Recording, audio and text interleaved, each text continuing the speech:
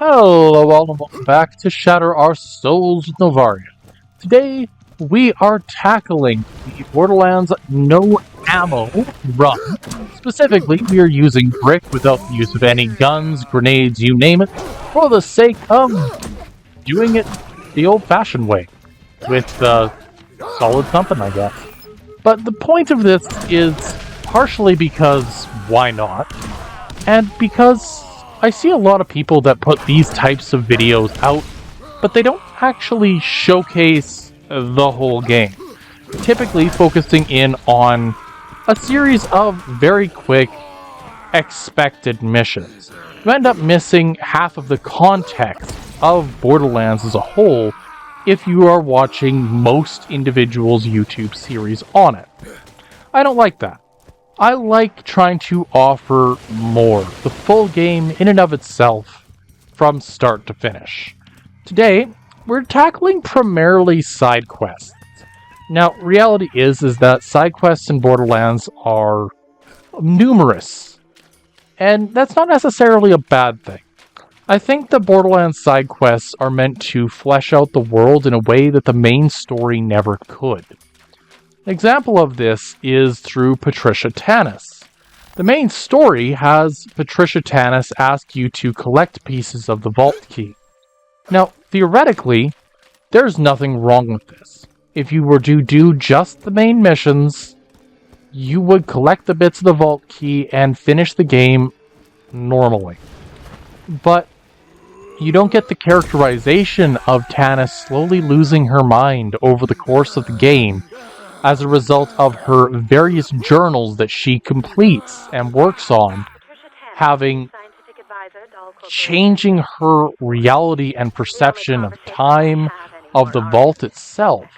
She slowly falls into madness. She becomes a recluse. She becomes solely focused on this one mission, for the sheer fact that she is an individual who could do so. And I love that about Tannis as a character. Tannis, for those that don't know, is a dull researcher. D-A-H-L, not D-O-L-L. Dull is one of the megacorporations that focuses in on finding vault technology. It is believed that the Atlas Corporation had discovered one of these vaults and propelled them to being a superpower even within the superpower corporate world they're in at this time. And so, Dull wants a piece of the action. And their goal was to come to Pandora and discover the vaults. Effectively a hidden alien weapon cache, if you will.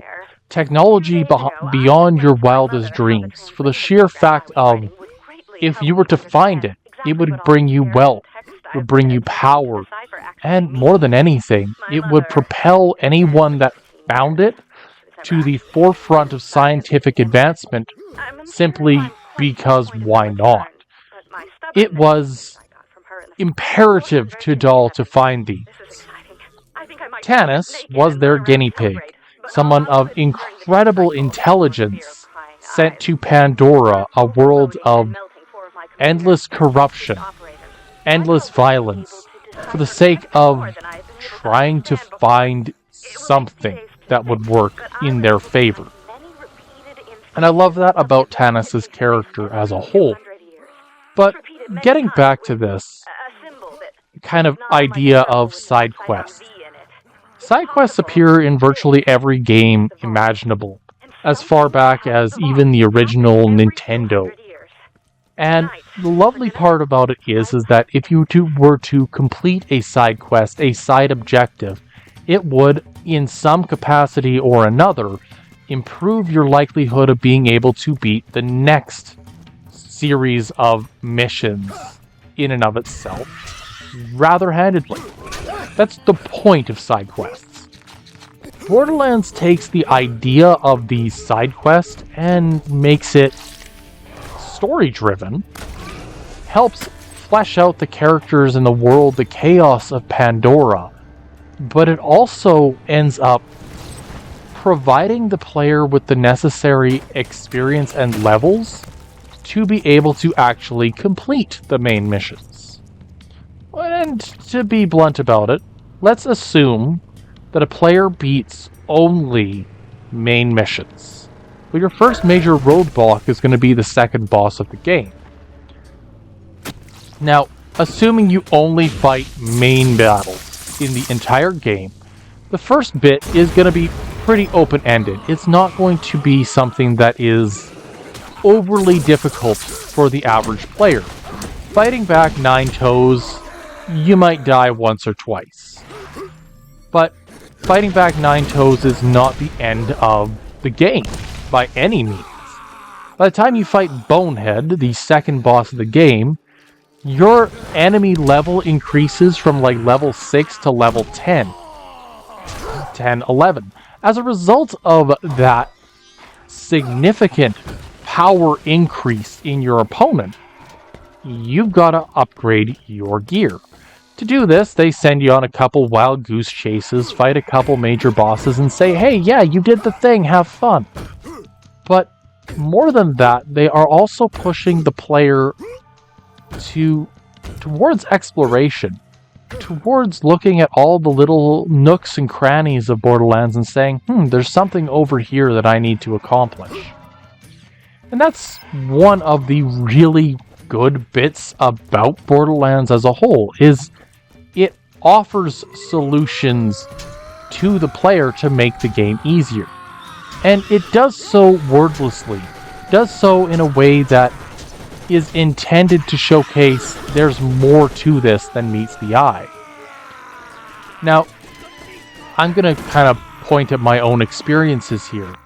My first attempt playing Borderlands, I was very much a main quest type of player. Side quests didn't really mean much. I would speedrun Zelda Ocarina of Time. Shouldn't say speedrun, I would long play it over the span of about 6 to 8 hours, and I'd finish the entire game in one sitting, which I think was pretty good. But I wouldn't engage with anything beyond the main quest. Anything that wasn't 100% necessary, I didn't do. Borderlands changed my perspective, because while these side quests aren't 100% necessary, they contextualize so much of what goes on within Borderlands as a whole. And Tannis's Descent showcases that. She has a main story attachment, but she is somebody that most players will have a better understanding of through the direct interaction with the side content. But maybe I'm getting ahead of myself. Why do I opt for this kind of very blunt, point-to-point type gameplay? Opting for this is partially because why else? You need it to be able to gain the power necessary to beat the game. And by having the side quests labeled as another check off the list, you effectively end up in this wonderful circumstance where you can do virtually anything. Once you understand what the list is and how to do it, you're golden. And I'll be honest, it kind of scratches that completionist itch where I want to do all the things, find all the story bits. But the thing about the story bits and me playing the game in this blunt way is that playing it at high speed like this, going from mission to mission to mission to mission without actually taking the time to read anything, I'm still only getting half of the information. There are side quests where you're collecting different bits and pieces of an SMG, a revolver, a sniper rifle, and all these little bits and pieces that you collect are intended to add more context, more information, as well as ensure that you, the player, are ready for the next challenge.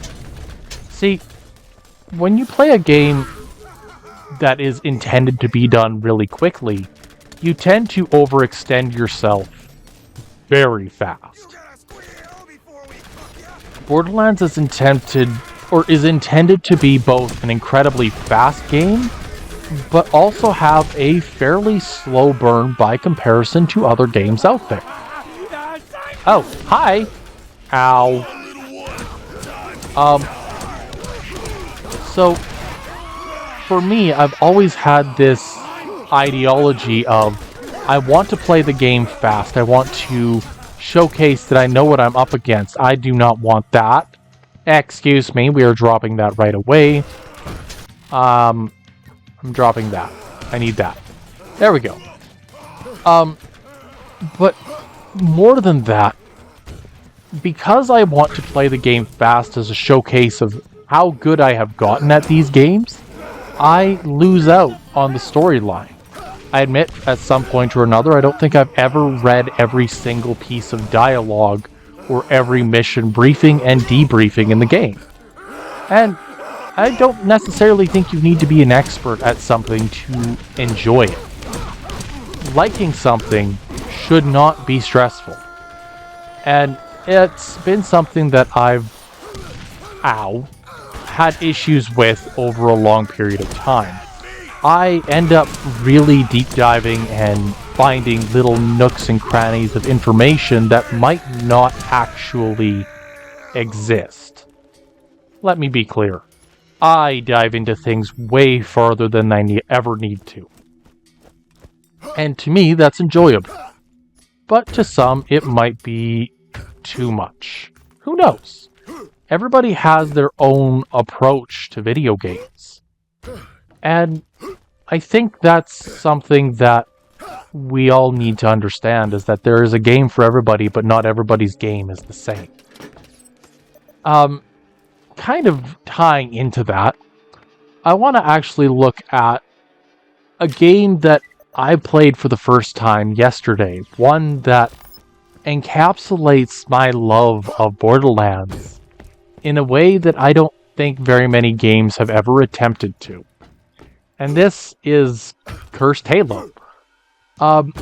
So the reason that I fell in love with Borderlands and its world had to do with its crazy characters, its zany action, there's a gun for everything. There is a idea that you, the player, are always going to have something to look forward to, something to be invested in, something to be interested in. There is something somewhere for everyone. And in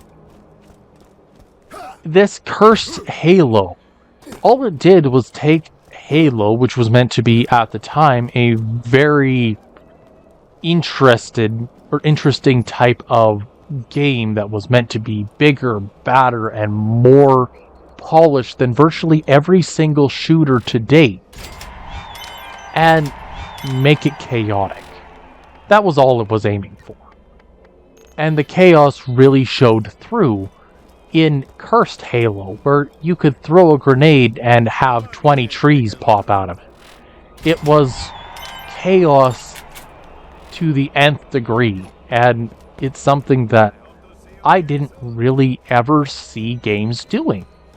Borderlands takes its characters and throws ridiculousness at the wall and hopes something will stick.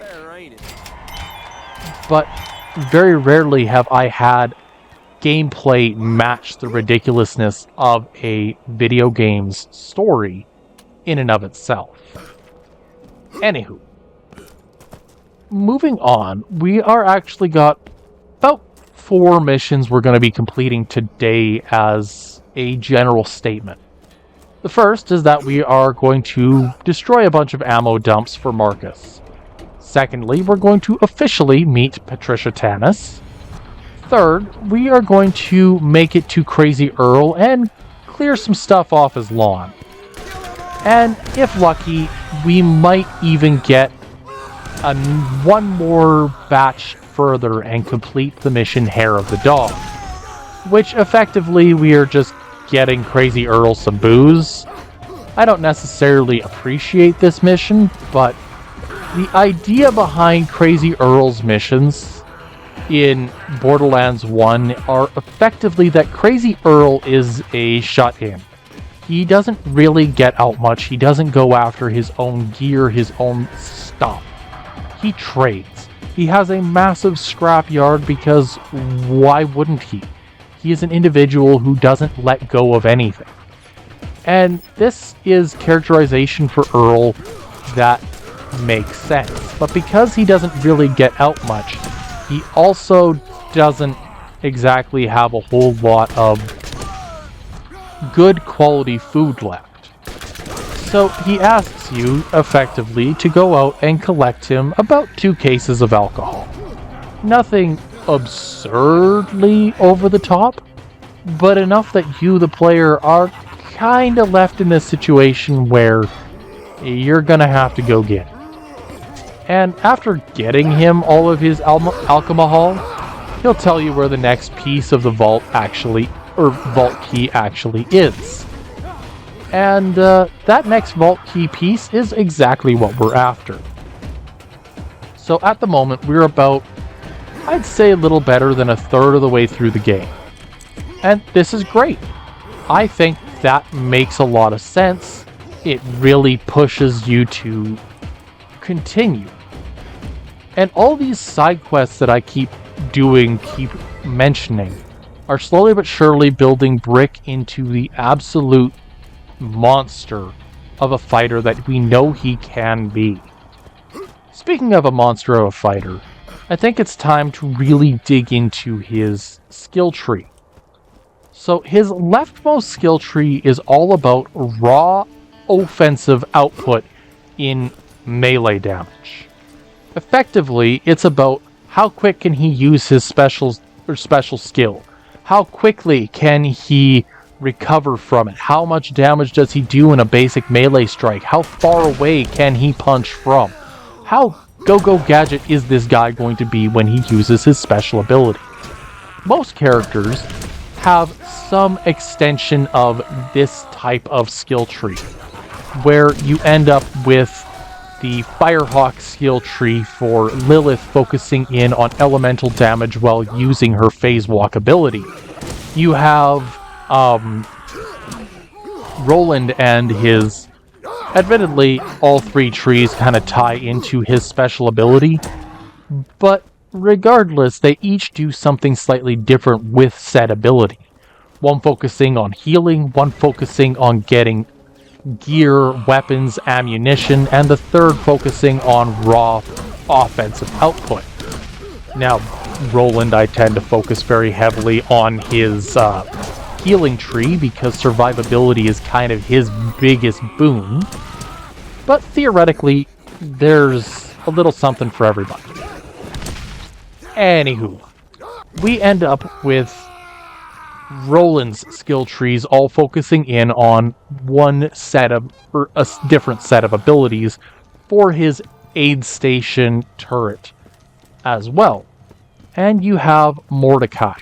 His central, his center skill tree focuses in on Bloodwing's abilities. The leftmost focuses on sniping. The rightmost focuses in on what I would graciously consider the most important set of abilities, the sidearms. Brick's trees focus in on 3 things. Leftmost focuses in on offense, the middle focuses in on survivability, or tank, and his rightmost focuses in on explosive damage and explosive resistance. So, all in all, his 3 trees kind of lie in offense and defense. He is, for lack of better terms, the singular tank of Borderlands 1. There was ever a character that could handle being hit with darn near anything, it's Brick. And Brick does so in a way that most games I don't think would ever attempt to. His leftmost tree focuses in on raw power, as I specified. He will beat anything down with raw strength and becomes a bit of a glass cannon if you focus exclusively on that. the middle tree, has skills that focus exclusively on him getting upgrades to damage resistances of all varieties, increased health, increased shields, and healing under certain precise circumstances. He is incredibly powerful.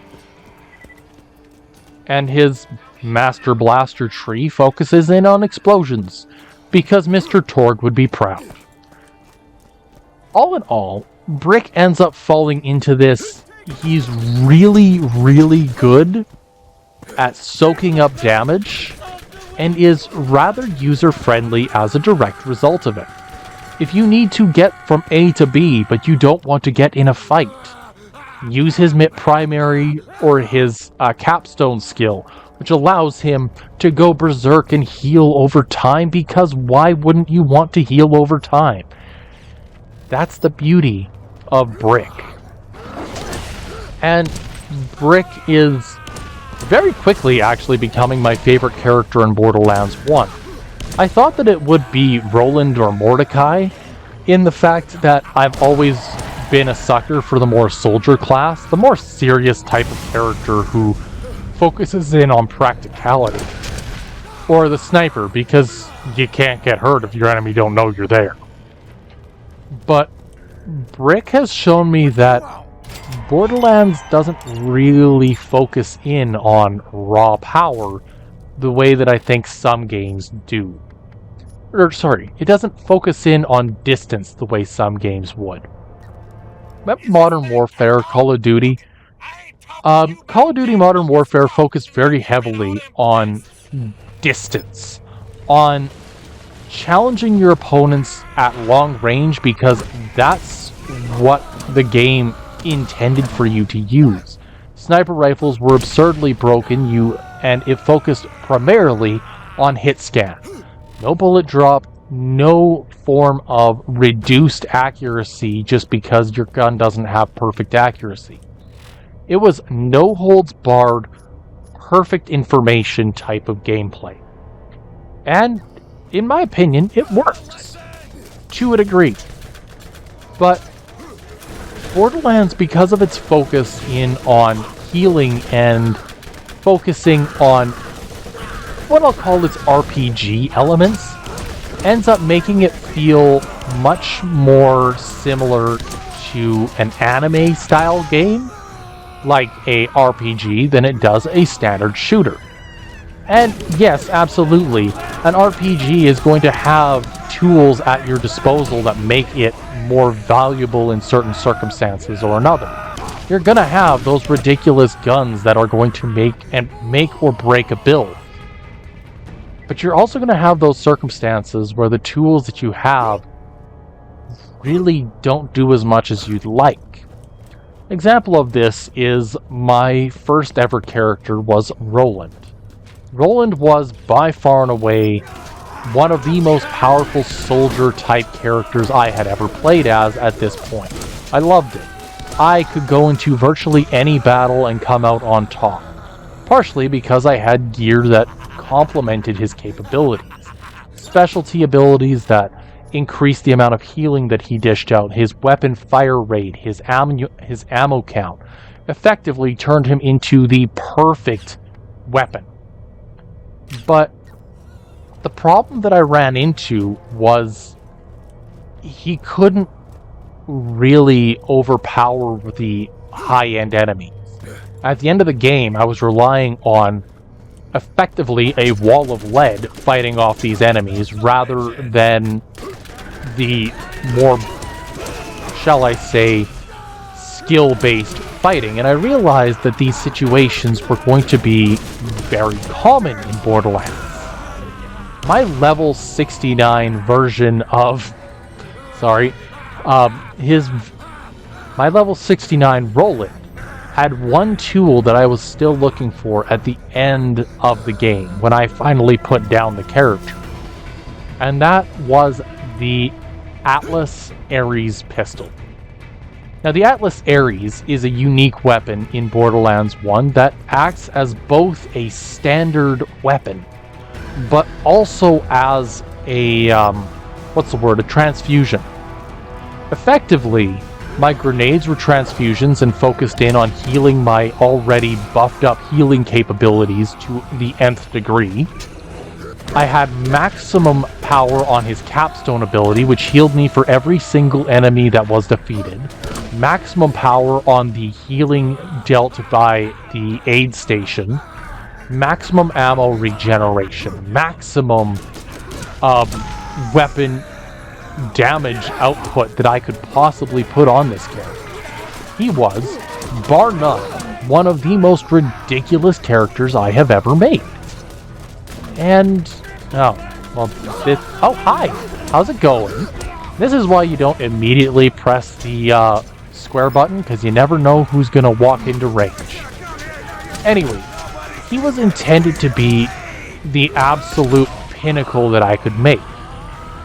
But no matter what I did trying to complete the Deathless run with Roland, I couldn't do it.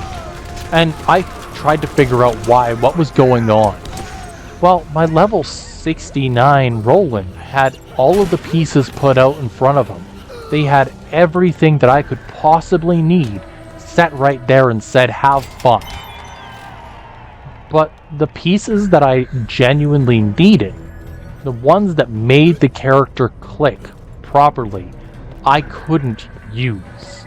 My Wall of Lead was a ×4 bullet usage SMG with an 80 to 120 round clip. It was intended to melt through high-end enemies with an absurd amount of health. I had weapons that were constantly firing an absurd amount of bullets, because if you weren't firing fast, you weren't doing enough damage.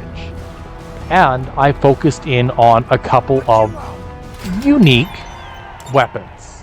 These being weapons like the violence pistol, like the mugshot assault rifle. These weapons are intended to be high-end weapons. They are the gearbox weapons. Specialty weapons that only show up at rare circumstances. So, why the gearbox pistols? The violence pistol was intended to be a revolver of such obscene power that it could, in essence, one-shot virtually every enemy in the game without much of a... I suppose, without much hesitation. It was a high-damage, single-shot explosive revolver with typically a 2 or 3 round clip. You were constantly reloading this weapon. But its ends justified the means. Fire, click, click, fire, click, click, fire, click, click, fire. This weapon ended up being one of my primary tools, because I could take an endgame violence pistol from the first attempt, or from the first playthrough, and complete the entirety of the second playthrough without ever having to upgrade the weapon. Not because I didn't have to, not because I didn't want to, but because I had nothing that popped up that was more powerful than this pistol I got on a whim. Which sounds ridiculous, but dare I say, ridiculousness is kind of the name of the game when it comes to Borderlands. So, I suppose the question becomes, what am I going to do after this? After the Brick punches his way through all the Borderlands DLC included? The answer is pretty simple. I'm going to do 4 Deathless runs in succession, where I must beat the entirety of the main quest of Borderlands 1 start to finish with each and every character. But more than that, with also their specialized weapons. Which means, effectively, Brick will be using shotguns and rocket launchers. Do I think it's going to be very easy? Absolutely not. Do I think it's going to be easier than this? Absolutely. Mordecai, I'm going to be trying one more time to do it. There were circumstances that I felt were very luck-based that I survived. And if I'm being honest, I did end up failing during the final battle with Minac. So I want to do that. Third, I am going to do Lilith with SMGs and Iridian weapon. The reason for the SMGs and Iridian are because Lilith's Elementals tree focuses very heavily on firing rate. So if you up your firing rate by 25%, first thing foremost, you will not have a single bullet left in that chamber when you're done. And secondly, because I think it'll be fun. Lastly, we have Roland, who's going to focus in on assault rifles and shotguns. Those are the weapons that are explicitly mentioned. But as he is kind of the jack of all trades, I'll be giving him repeater pistols instead, as those are the only non-mentioned weapon type to this point. This is a part that I'm going to admit. I don't like shotguns. I dislike that shotguns have a wide spread of damage, and that I can't get consistent damage out of them. See, with Brick, when I'm punching or brawling against enemies because I can, it works to build up the character and gives me reasonably consistent damage for every single moment of the game. I can end up beating most enemies in 1 to 2 hits. And this is, I think, a pretty reasonable amount of damage to offer in exchange for your capstone or your primary ability. But Roland and the rest of the gang don't always have tools of that caliber. And what I'm intending on doing to make it as fair as possible is that I want to see which characters kind of need to slow down. How long do I actually have to take to make this work? And I think that'll actually really change up my perspective on which characters are the strongest and the weakest in Borderlands. Because already, Brick has become one of my favorite, and I'm not even using guns, meaning I'm only using half his kit. But who knows? Anyways, if you like what you see, drop a like down below, leave a subscribe, maybe a comment. I'd love to hear it. Until next time, I hope you all have great luck, and I hope you have a good one.